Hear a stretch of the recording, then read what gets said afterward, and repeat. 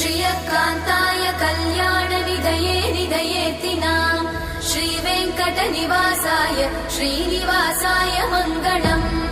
लक्ष्मी सविभ्रमालोकसुभ्रूविभ्रमचक्षुषे चक्षुषे सर्वलोकानां वेङ्कटेशाय मङ्गलम्। श्रीवेङ्कटाद्रिशृङ्गाग्रमङ्गलाभरणाङ्गये मङ्गलानां निवासाय श्रीनिवासाय मङ्गलम्। सर्वावयव सौन्दर्य सम्पदा सर्वचेतसां सदा सम्मोहनायास्तु वेङ्कटेशाय मङ्गलम्।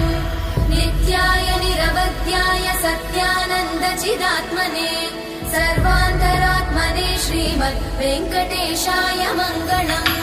स्वतः सर्वविदे सर्वशक्तये सर्वशेषिने सुलभाय सुशीलाय वेङ्कटेशाय मङ्गलम्।